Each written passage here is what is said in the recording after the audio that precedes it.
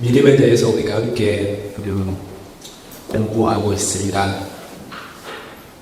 기도한 것처럼 정말로 아브라함처럼 믿음의 삶을 살아갈 수 있기를 바랍니다. 그리고 정말 그런 일이 있어서 공부하시면서 이전에 그냥 그런 줄 알고 흘러왔던 인생이었는데 아브라함의 인생을 통한 이 말씀을 보다 보니까 내 인생의 그런 그 순간순간들에 아브라함의 인생 속에 함께 하시다 하는 나에게도 그렇게 개입하셨구나 이런 것들을 느끼시면서 이렇게 해석하실 수 있거든요.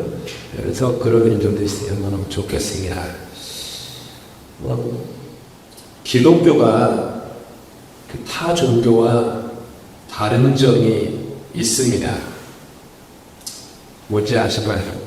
여러 가지가 있지만 가장 중요한 차이점이 하나가 있습니다. 그리고 이 가장 중요하고 뚜렷한 차이점인데 타 종교의 신은 인간이 신에게 찾아갑니다. 인간은 신에게 찾아가요. 그런데 기독교는 하나님이 인간에게 찾아오십니다. 이게 가장 차이점이에요. 몇 주 후면 제 성탄절이죠. 벌써 그 성탄절이 다가오고 있어요. 11월 27일부터 대강절 혹은 대림절, 영어로 애드벤트, 기다린다는 뜻의 포트 시작되고 성탄절을 맞아서 절정에 이르죠. 매년 그리스도인들에게 기억하고 제정해 주신 성탄이라는 절기가 무엇입니까? 바로 하나님이 인간에게 찾아오셨다. 그게 성탄절의 핵심이에요. 세계 모든 종교를 인간의 신을 찾아가지만 성탄절에서 주는 메시지는 하나님이 인간을 믿고 우리의 시간과 공간 스윙으로 찾아오셨다. 들어오셨다. 이게 맞아요. 그 하나님을 우리는 살아계신 하나님이라고 고백합니다. 어제도 오늘도 내일도 영원토록 동일하신 하나님. 그 고백이 뭐냐면 성탄의 하나님이 2000년 후에 지금 오늘 11월 2일이죠. 오늘이 11월 2일 오늘 우리의 삶에 함께 하시는 하나님이라는 고백이에요. 즉 하나님이 11월 2일 지금 한 7시 한 50분 됐는데 지금 우리의 이 공간과 우리의 시간 속에 하나님이 여전히 찾아오신다 라는 게 고백이죠. 말씀이 육신이 되셨다 라는 놀라운 선포로 요한복음이 시작됩니다. 그처럼 하나님은 우리에게 말씀으로 찾아오세요. 그래서 성경 공부한다고 할 때 성경 공부를 마치고 학교 공부, 과외 공부, 학원 공부처럼 느껴질 수도 있겠지만 성경 공부라는 그 말에 담긴 의미는 말씀으로 우리 인생에 찾아오신 하나님을 우리가 만납니다 라는 뜻이에요. 말씀은 구약이 있고 신약이 있습니다. 구약은 옛 약속, 신약은 새 약속 이라는 뜻이죠. 그렇게 우리에게 하나님께서 약속의 말씀으로 찾아오시도다 이 뜻이죠.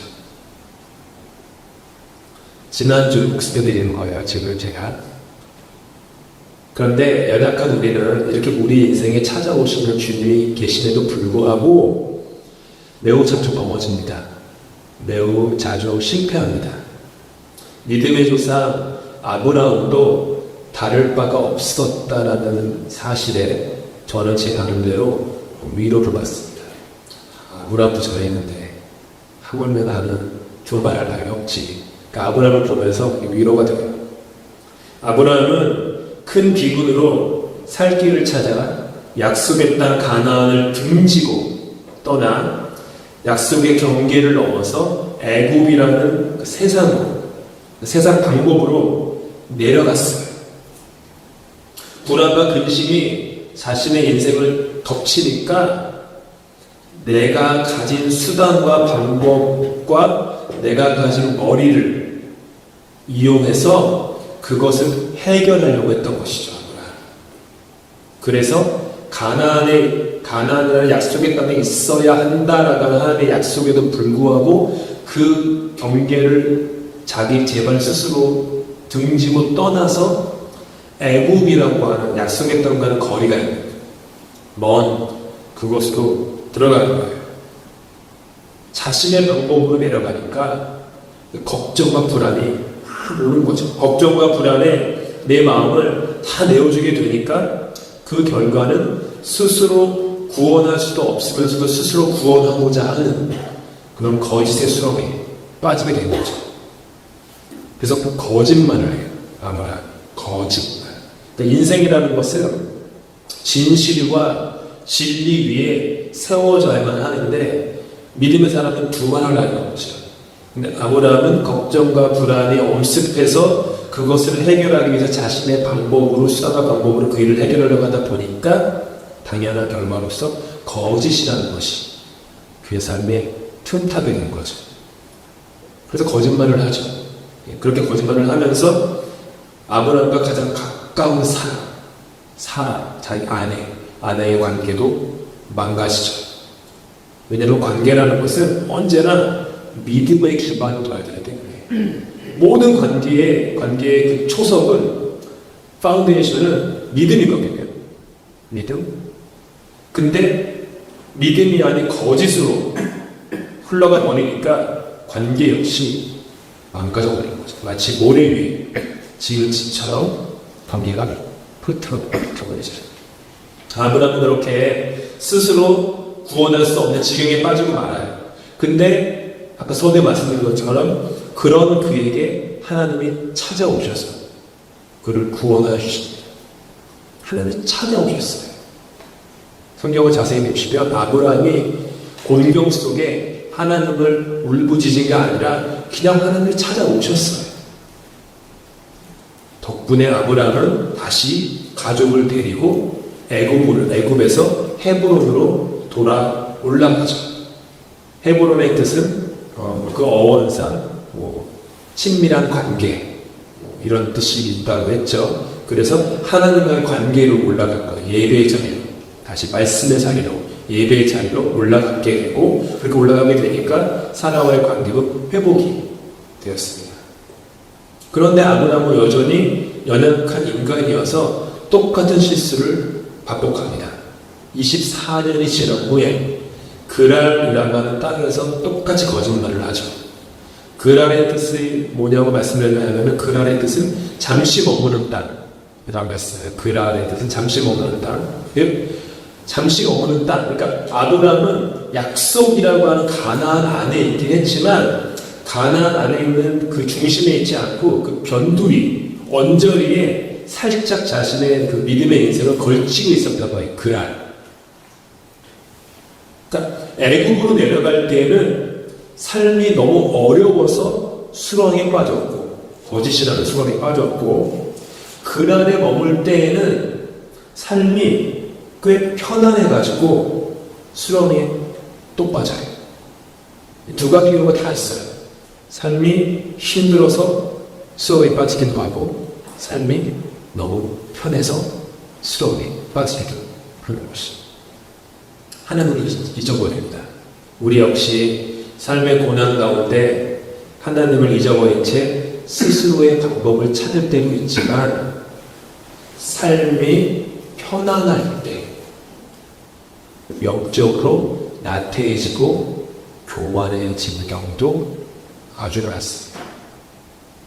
그럼에도 불구하고 하나님께서 아브라함에게 다시 찾아오세요. 그리고 아브라함을 다시 구원해 주시고 다시 회복시켜 주세요. 두 번 다 아브라함이 잘나서도 아니고 잘해서도 아니고 이유가 뭐냐면은 아브라함이라고 하는 사람 안에 심어놓으신 약속 때문에 하나님이 아브라함을 찾아가서 구원하셨다는 것. 그 안에 심어놓으신 겨자씨 하나가 갖고 있는 그 약속. 하나님이 저와 여러분의 허무한 인생 가운데 찾아오셔서 우리를 구원하신다고 하는 것은 우리의 공로, 자격이 아닙니다.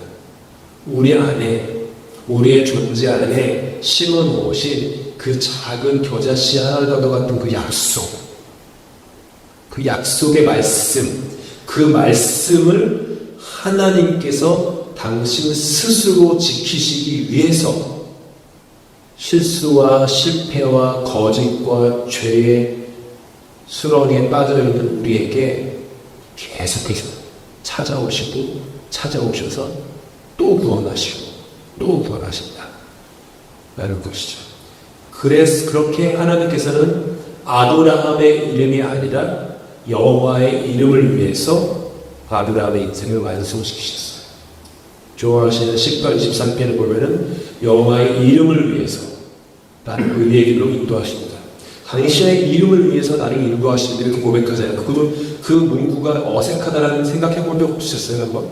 여호와의 이름을 위해서 나를 의의 길로 인도하고 그것이 여호와의 이름, 나의 이름이 아니라 내 안에 심어놓은 것이 여호와의 그 이름, 그 말씀의 씨앗, 약속의 씨앗, 그것을 위해서, 그것 때문에 우리를 의의 길로 인도하신다.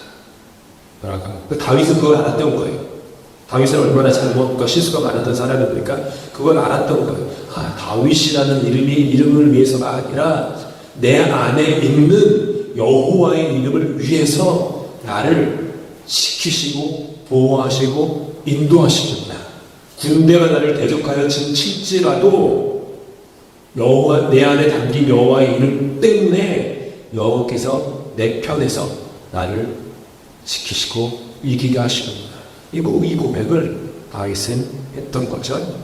그럼 이제 아브라함은 75세 때부터 아브라함이 100세가 될 때까지 25년의 그 세월 동안 하나님의 그 약속이 아브라함의 삶에 어떻게 구체적으로 현실화되었는지 한번 살펴보도록 하겠습니다. 먼저 창세기 12장,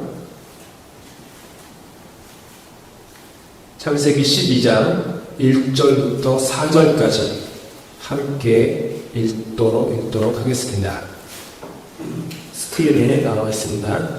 창세기 12장 1절부터 4절까지 말씀입니다. 저는 그렇게 교독하겠습니다. 제가 먼저 읽겠습니다. 여호와께서 아브라함에게 이르시되 너는 너의 고향과 친척과 아버지 집을 떠나 내가 내게 보여줄 땅으로 가라.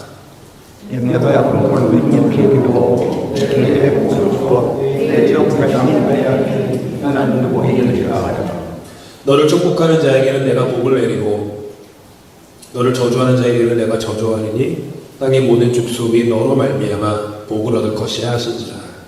아브라함이 여호와의 말씀을 따르고 롯도 그와 함께 갔으며 아브라함이 하나님을 떠날 때 75세였습니다. 하나님께서 아브라함에게 주신 그 언약은 노란색이 있습니다. 내가 너로 큰 민족을 이루고 내가 너로 큰 민족을 이루겠다. 큰 민족을 이루려면 뭐가 있어야 돼요? 아브라함이 아들을 낳아야 되는 거예요. 당연하죠.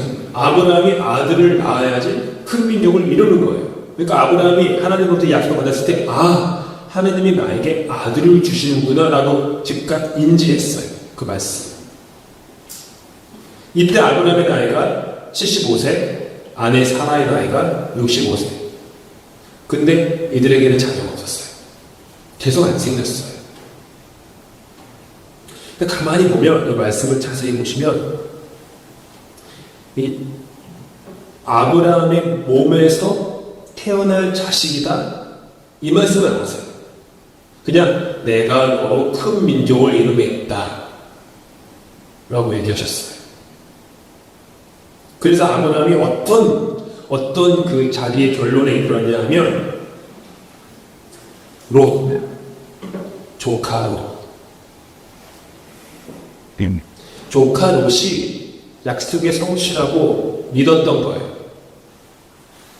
막내 동생의 이름이 하란이었거든요. 막내 동생의 이름과 아브라함이 그 가나안을 떠나기 전에 머물던 도시 이름이 똑같아요. 그러니까 지명과 인명이 똑같은 경우입니다. 그러니까 아브라함의 동생의 이름이 하란이었는데 그 하란이 요절하며 남긴 조카 롯이 안 돼서 데려간 것도 있지만 아브라함은 조카 롯을 통해서 하나님이 약속을 성취하실 거라고 생각했던 거예요. 그러니까 75세잖아요. 75세쯤 됐으면 지금까지 얼마나 많은 실패한 거예요. 임신이 안 된 거예요. 그렇죠. 그때 대부분 다 10대 때 결혼했을 테니까 지난 50년 더 되는 시간을 동안 계속 실패한 거예요. 안 된 거예요. 주변에서도 그 자식이라는 게 굉장히 중요하거든요. 당시에는 자식이 있어야지 그 가정이 보호를 받는 거고, 자식이 있어야지 양식 일을 하는 거고, 제사를 먹을 수 있는 거고, 그 당시에는 국가사회가 아니었으니까, 시족사회였으니까, 자식 없이는 그 사회라는 사회 구성 자체가 안 되잖아요. 사람이 손가락질 하는 거죠. 믿음을 갖고 해서 고향을 떠나가도 이민생을 떠났는데 보니까 75세, 65세 된 애도 없다. 하는 주변 사람의 시선과 비아냥, 조롱거리, 평생 그 들으며 살아온 거예요. 근데 하나님 약속하신 거예요. 내가 너를 큰 민족을 이루겠다. 그러니까 아브라함은 참 사람이 좋은 게 그 말을 그대로 믿어요. 이게 아브라함의 참 어린아이 같은 순수한 믿음이에요. 그대로 믿어요. 그냥. 믿어서 자기를 보니까 75세, 옆을 보니까 65세. 조금 양게 되는 거야. 그래서 또 옆을 보니까 조카 롯이 있는 거예요.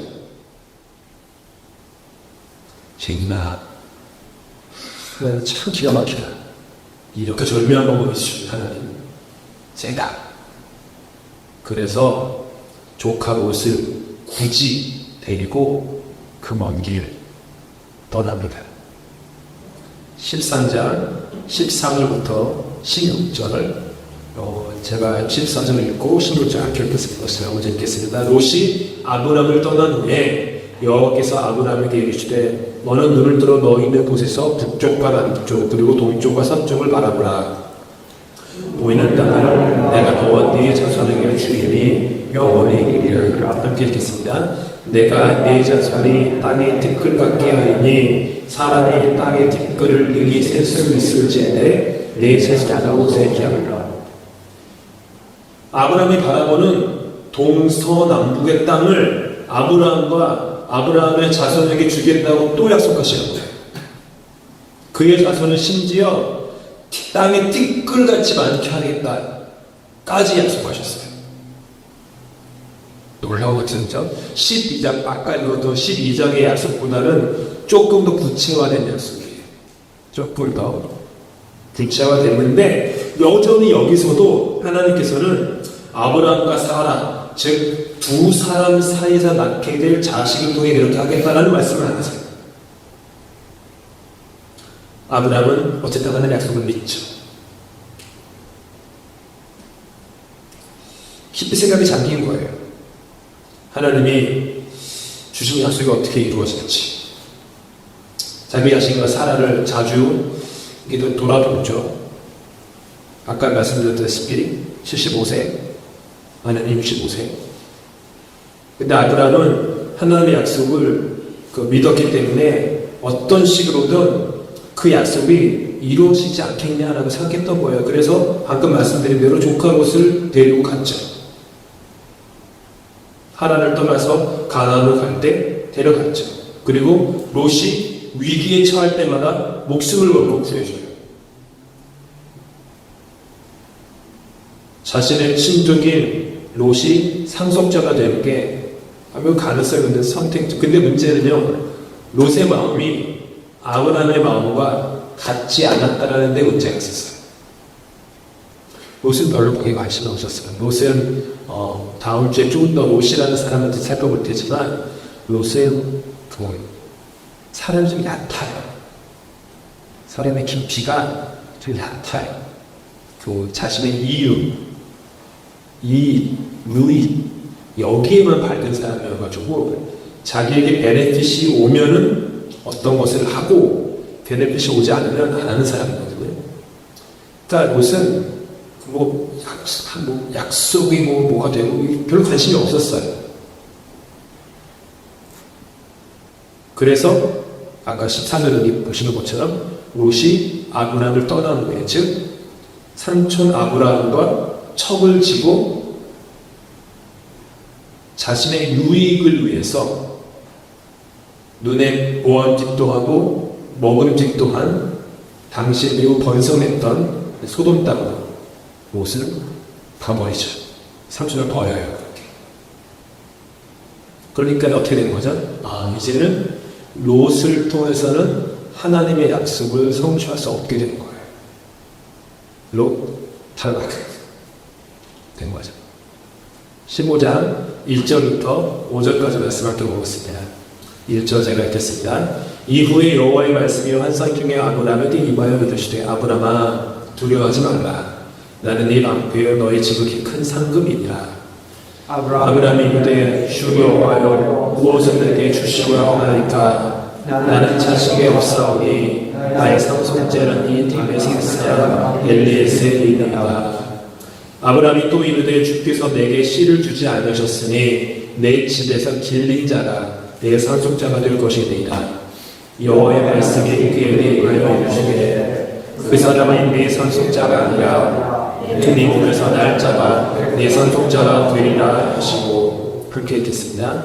그를 이끌고 밖으로 나가 이르시되 하늘을 우러러 별을 셀 수 있나보라. 또 그에게 이르시되 내 자손이 너와 그러리라. 롯이라는 최선의 가능성이 사라지자 아브라함은 차선의 가능성을 찾기 시작했습니다. 그러다 보니 그 옆에 있는 어렸을 때부터 함께 길렀던 신실하고 충실한 종 엘리에셀이 나와요. 엘리에셀과 정말 신실하고 충실한 사람이에요. 아들 이삭을 결혼시킬 때에도 같은 믿음의 사람과 결혼시킨다고 엘리에셀을 멀리 보내가지고 자기 이삭의 아내를 찾아오라고 할 정도로 그렇게 믿고 그다음부터 신봉 같은 사람이에요. 아브라함 자신에게는 자식이 없으니까 다메섹 사람 엘리에셀이 상속자가 되겠다 라고 생각했던 거예요. 여기서 중요한 게 아브라함이 하나님의 약속을 안 믿어 가지고 자신의 몸에서 난 자식이 아닌 엘리에셀이 상속자가 될 것이다 라고 생각했던 게 아니에요. 하나님의 약속을 믿어서 그 약속을 이루게끔 해드리고 싶어서 생각했던 결론의 도출이 엘리에셀이었던 거예요. 이거 잘 아셔야 돼요. 어떤 것들이 믿음으로 하나님을 향한 믿음과 헌신을 어떤 일을 한다고 할 때 그 모든 것들이 하나님 보실 때 이렇게 하나님 방식은 안 되는 거예요. 아브라함이 딱 그 경우죠. 자기 나름대로 약속이 어떻게 이루어질지 고민해서 내린 인간적 결론이죠. 물론 당시에는 충실한 종을 양자로 입적하여서 상속하는 경우가 많았으니까 매우 합리적인 기도한 결론이었습니다. 그런데 하나님께서는 아까 읽은 것처럼 아브라함에게 엘리에셀이 아니라 그 사람이 네 상속자가 아니다. 네 몸에서 날짜가 내 상속자가 되리라 라고 조금 더 구체적으로 말했습니다. 그러니까 지금 여러분이 하나님의 언약 말씀의 플로우를 좀 보셔야 돼요. 점점 조금씩 이렇게 내려오다 하시는 거예요. 하나님 시간이 지나면서 조금씩 인쳐가 되는 거예요. 하나님이 언제나 우리에게 이렇게 하시죠. 시간이 지나면서 구체적으로 이렇게 만드서 처음부터 물론 인간적인 마음으로 처음부터 이삭을 줄 거야. 75세 때 하나님이 앞으로 찾아가셔서 25년만 기다려. 그러면은 아들을 너와 너의 아내 사라를 통해서 아들을 줄 텐데 그 아들의 이름을 이삭이라고 걔를 통해서 내가 너를 민족을 이룰 거야 라고 얘기하면 얼마나 좋겠어요. 그럼 25년 지나가는 동안에는 주와 함께 길 가는 건 즐거움이라니까 이러면서 25년 지날 수 있어요. 나는 그렇게 안 하세요. 하나님 그렇게 안 하세요. 하나는 그 사람이 연망과 훈련을 통해서 전문가적 경험을 하시든 믿는 사람으로 거듭나기 원하시기 때문에 하나님은 그렇게 시간을 주세요. 시간을 주세요. 사라로 한번 관점을 돌려볼까요? 사라는요, 남편 아브라함에게 주어진 하나님이 주신 여러 약속들을 잘 알고 있었어요. 비록 직접 그 약속을 받지는 못했지만 남편과 생활하니까 남편으로부터 여러 번 들었어요. 그리고 그 약속을 믿었기 때문에 그녀도 남편이 길 떠나자 라고 할 때 그냥 두말하지 않고 길 떠날 수 있었어요. 사라도 나름 하나님을 믿었던 거예요.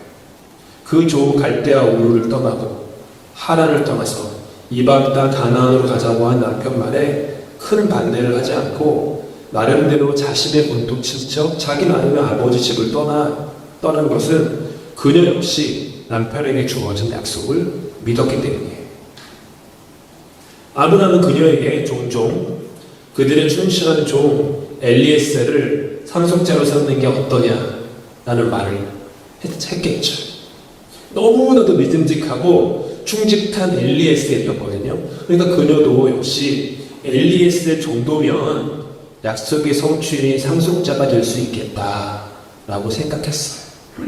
근데 어느 날 남편이 그녀에게 와서 말하는 거예요. 하나님이 하나님 나에게 다시 찾아오겠어. 하나님은 그러시되 엘리에셀이 아니래. 내 몸에서 낳게 될 아들이 상속자가 될 것이라고 하시네. 여기 마야가 와요. 사라가 고민에 빠졌어요. 그래, 또 아니고 엘리에셀도 아니고 근데 내 남편 남편의 몸에서 날 아들이 상속자는 그래. 사라가 머리를 굴리기 시작해. 16장 1절부터 16절부터 살펴보겠습니다. 안티케입니다. 아브라함의 아내 사레는 출산하지 못하였고 그에게 한 요종이 있으니 애굽 사람이요 이름은 하갈이라.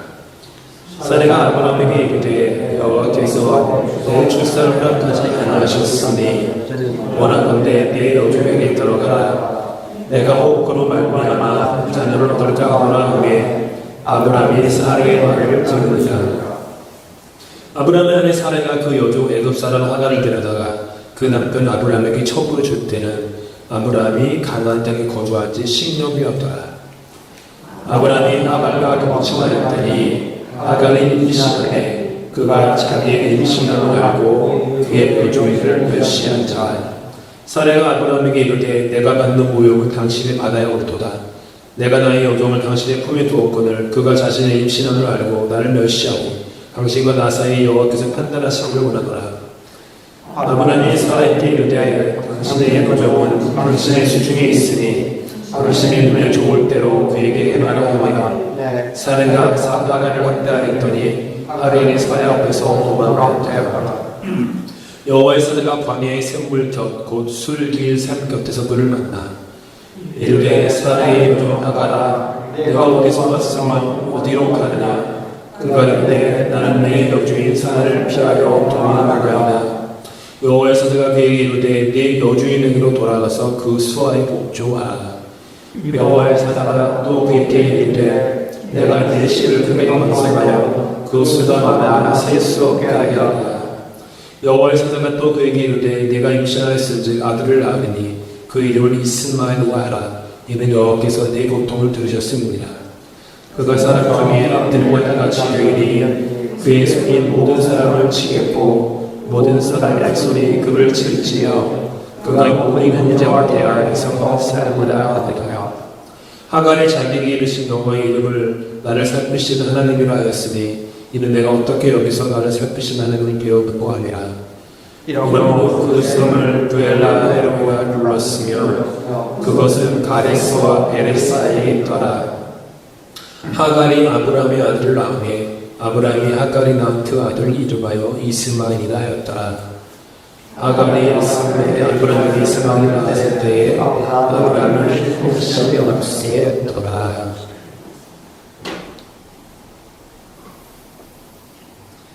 사라는 여전히 아기를 갖지 못한 상태였어요. 가나안을 떠난 지 10년이 흘렀습니다.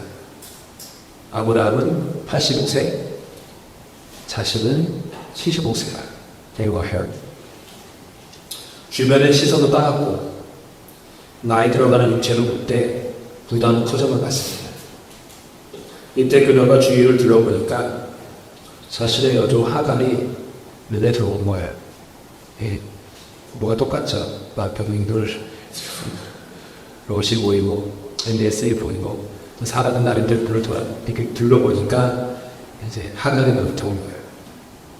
이 하갈이 뭐냐면 그 기근을 피해서 애국으로 갔을 때 남편의 거짓말 덕분에 얻은 여종이었어요. 이 여종은 그 사라에게 속한 여종이었어요. 아브라함의 여종이 아니라 사라의 여종이었어요. 그러니까 사라가 생각해봐요. 그래요? 내 남편의 몸에서 낳게 될 자가 상속자가 된다고 하셨다고? 그러면은 내 여종, 내 소유인, 내 여종 하갈을 남편에게 주면 되겠네? 라는 아이디어를 낸 거예요. 당시 관습에 따라 여종의 아들은 곧 여주인의 아들이 되기 때문이었어요. 사라는 남편이 롯과 엘리에셀의 경우처럼 나름의 결론을 내는 것이죠.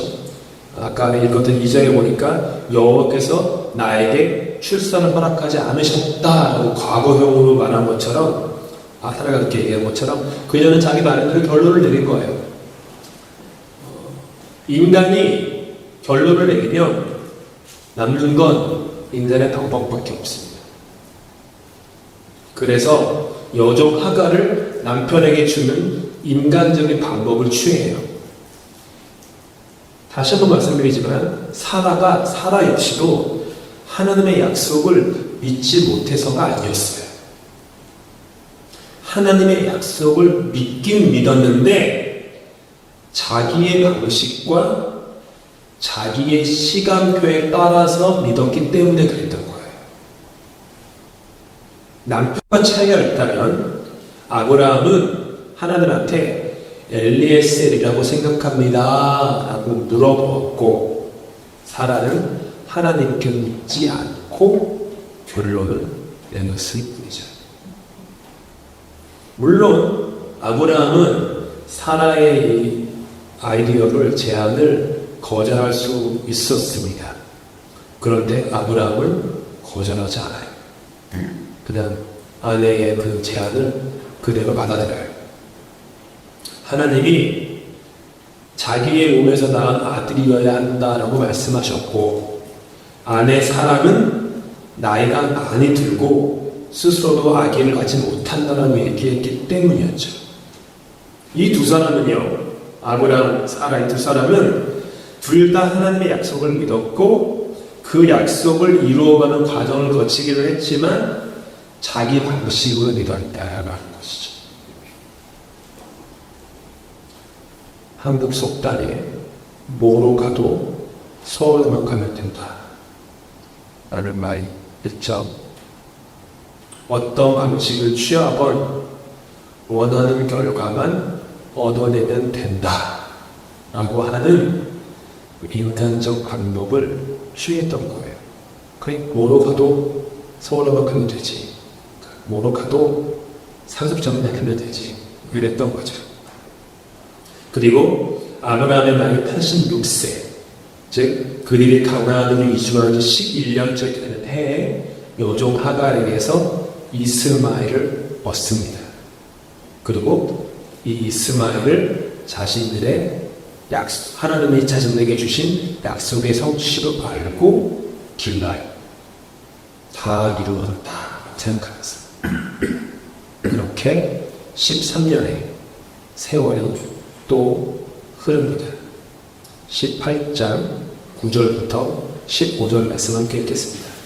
제가 먼저 읽겠습니다. 그들이 아브라함에게 이르되 네 아들 사라가 어디 있느냐 대답하되 장막에 있나이다. 그가 이르시되 너는 너가 마시기를 가오토노니 내 아들 사라에게 있으리라 하시니 사라가 그 이들이 장막문에서 들었더라. 아브라함과 사라는 나이가 많아 늙었고 사라에게는 여성의 생리가 끊어졌고자 사라가 소고 모유인데 내가 독사였고 내 주의 용명을 쓰거니 내게 무슨 질문이 있어. 여호와께서 아브라함에게 이르시되 사라가 왜 웃으며 이르기를 내가 늙었거든 어떻게 아들을 낳으리라 하느냐. 여호와께서 능하지 못한 일이 되느냐. 기한이 이를 때에 내가 내게로 돌아오니 사라에게 앞을 했으리라. 함께 읽겠습니다. 사라가 돌이고서 부인하려 이르되 내가 웃지 아니하리이다. 이르시되 아니라 내가 웃으리라. 9절에서는 그들, 10절에서는 그라고 되어 있어요. 보시면 그들은 하나님의 천사, 두 명의 천사를 가리키는 거고요. 10절에 나오는 그는 하나님 자신을 말씀하시는 거예요. 다음 주에 좀 더 자세히 설명할 텐데요. 그래서 하나님과 천사들이 아브라함에게 찾아오신 거예요. 사라는 여기 보시는 것처럼 여성의 생리가 끊어졌는지라. 그런데 내가 이맘때 아들을 낳을 것이다. 그러니까 이 장막 안에서 이 둘 사이의 대화를 엿듣던 사라는 속은 몸이죠. 이 사라는요 엿듣는 인생이에요. 언제나 직접 들은 건 없어요. 아브라함한테 약속이 임했을 때도 아브라함을 통해서 엿듣는 그런 삶이었고, 하나님이 아브라함을 찾아갔을 때 사라는 엿듣죠. 뭔가 이렇게 하나님과 직접적인 관계를 추구하기보다는 엿듣는 것만으로도 그냥 충분하다고 여겼던 것 같아요. 제 상상이에요. 근데 우리 신랑은 그런 안 되겠죠. 엿듣는 정도로 이렇게 만족하고 다른 사람이 말하는 것이 나의 신앙이 아니니까요. 아무튼 사라가 엿듣다가 속은 웃어요. 내가 늙었거든. 13절에 내가 늙었거든 어떻게 아들을 낳으려 웃죠. 하나님께서 얘기하세요. 사라가 왜 웃으며 이르기를 내가 늙었거든 어떻게 아들을 낳으려 하느냐. 여호와께 능하지 못한 일이 있겠느냐. 기한이 이를 때에 내가 내게로 돌아오니 사라에게 아들이 있으리라. 두 사람을 향한 메시지는 분명한 거였어요. 여호와께서 능하지 못한 일이 있겠느냐. 사라에게서 아들을 낳을 거다.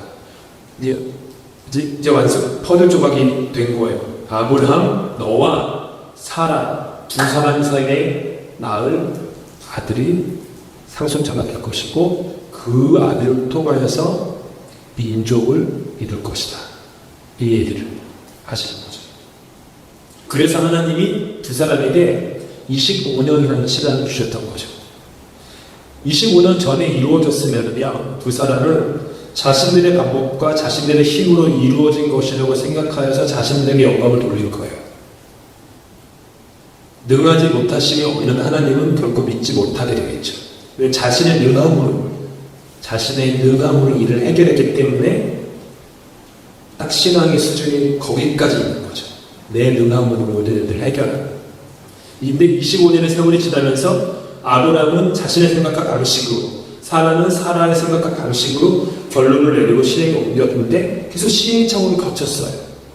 그러면서 자신들도 모르는 사이에 믿음의 사람으로 세워졌던 거예요. 25년 동안.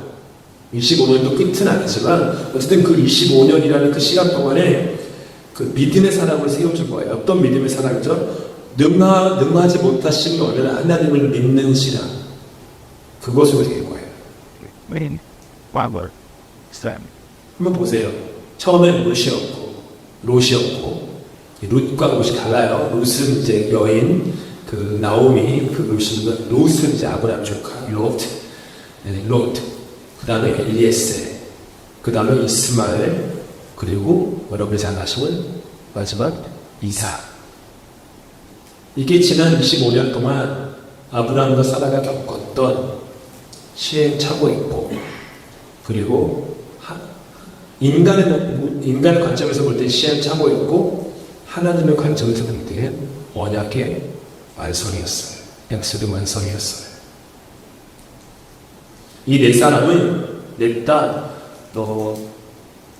우리의 믿음의 수준을 상징하는 것 같습니다. 옷은요, 옛것을 상징해요. 본토 친척 아비집에서 온 사람이잖아요. 옛것, 익숙한 것, 친숙한 결론. 세상의 기준에 따라 가장 흔하고 가능성이 높은 방식. 롯의 뜻은 가리웠다라는 뜻입니다. 가리웠다. 옛것, 옛 성품, 옛 습관, 옛 방식, 익숙한 보호막이 되는 본토 친척 아비집이 주는 것으로 하나님의 약속이 가리워진 것. 이게 롯이에요. 엘리에셀은 나의 능력과 권한으로 내 인생을 경영하고자 하는 인간의 모습을 상징합니다. 아브라함은 남종이었던 엘리에셀을 상속자로 삼을 능력과 권한이 있었어요. 모든 권세가 아브라함에게 있었어요. 아브라함 뜻대로 엘리에셀을 다룰 수 있었어요. 나의 힘과 나의 권세, 나의 능력, 나의 권한으로 내가 내 삶을 경영하고 결론을 내리는 것. 하나님의 뜻조차도 내 능력과 나의 권위와 나의 권세로 이뤄낼 수 있다라고 하는 그 자신감 같은 거예요. 평생 그렇기 때문에 하나님의 전지전능하심을 깨닫지 못한 채 살아가게 됩니다. 자신의 능력의 마음들이 가둬져 있기 때문이죠. 나에게 하나님의 뜻을 이루어나가는 충분한 힘이 있다라는 착각 속에 빠지게 돼버리는 거예요. 이스마엘은 뭘까요? 이스마엘은요, 말씀과 세상의 혼합이에요. 자동차 중에 그 하이브리드 차가 있잖아요. 하이브리드 차가 혼합이라는 혼합차죠. 전기와 가솔린의 적절한 혼합. 이스마엘은 하이브리드예요. 말씀과 세상의 혼합. 아브라함의 입장에서 보면은 이스마엘은 분명 자신의 아들이에요. 그런데 갈라디아서 4장 22절, 23절은 이스마엘과 이삭을 전혀 다르게 평가해요. 기록된 바 아브라함에게 두 아들이 있으니 하나는 여종에게서 하나는 자유 있는 여자에게서 낳다 하였으며 여종에게서는 육체를 따라 낳고 자유 있는 여자 사라져 여자에게서는 약속으로 말미암았느니라. 이스마엘은 종의 자녀, 이삭은 자유의 자녀. 이스마엘은 육체를 따라 낳고 이삭은 약속을 말미암았다. 즉 이스마엘은 아브라함의 피를 이어받았지만 인간적인 방법을 태어났기에 그는 육체의 아들이지 약속의 아들은 아니다. 말하는 거예요. 이렇게 하나님의 약속이라는 말씀과 인간의 방식과 방법이라는 세상이 교묘하게 혼합된 결과물이 이스마엘이었던 거예요. 예수님께서 내가 길이라고 하셨는데 길은 방식과 방법이잖아요. 즉 예수를 따르는 길에는요, 도착 지점만 중요한 게 아니라 도착 지점까지 도달하는 방식과 방법 역시 중요하다라는 말씀이 되겠죠. 악한 방식, 거짓된 방식, 방법으로 어떤 것을 성취해서 그것으로 좋은 일에 쓴다고 하더라도 그 악한 방식과 거짓된 방법이 순식간에 무너지는 것은 아니겠죠. 뭐로 가도 서울로 가면 되는 것이 아니라 맞는 길로 서울까지 다다라야 하는 것이죠. 이삭은 전적인 하나님의 은혜입니다. 하나님의 성취. 그래서 아까 읽었던 성경 말씀에서 일만의 가능성인 사라의 생리가 끊겼다. 라고 성경 얘기합니다. 생리가 끊겼다. 근데 사라가 임신해서 애를 낳았다. 이게 전적인 은혜다. 하나님은 당신의 자녀들에게 이렇게 전적인 은혜를 주기 원하세요. 99%가 아니라 100%의 은혜로 채워주기 원하시는 거죠. 전적인 은혜, 이삭과도 이삭의 삶을 살기 원하시는 것이죠. 사람의 뜻이 실패를 했을 때 하나님의 뜻이 이렇게 성취됐어요. 우리의 실패가 하나님에게는 성취, 완성이 되기 때문에 왜 하나님은 아브라함의 75세 때 진즉 두 사람 사이에 난 자식이어야 한다고 말씀하지 않았을까요? 왜 하나님은 사라에게는 직접 말씀하지 않으셨을까요? 두 사람에게는 25년이라는 시간이 필요했기 때문이었습니다. 믿음은요, 한순간의 경험으로 우리 안에 완성되지 않습니다. 믿음이 마음의 중심에 들어오고 삶의 체제가 되면요, 많은 시간이 필요합니다. 많은 시행착오와 실수와 실패의 과정들도 필요하겠죠. 그런 일련의 과정을 통해서 과정들을 통해서 자기를 부인하고 자기의 십자가를 지면서 조금씩 온전히 하나님의 전지전능하시게 자신을 맡기게 위탁하게 되죠. 하나님이 말씀을 마치겠습니다. 하나님이 아브라함에게 찾아가셨던 것처럼 여러분에게도 찾아오십니다. 그리고 조금씩 저와 여러분을 심어놓으신 약속의 씨앗을 구체화시키세요. 믿음의 여정을 이렇게 거치면서 하나님께서 우리 안에 심어놓으신 그 독특하고도 유일무이한 이삭이라는 그 씨앗을 조금씩 자라게 하세요. 전적인 은혜로만 그것이 열매 맺을 수 있도록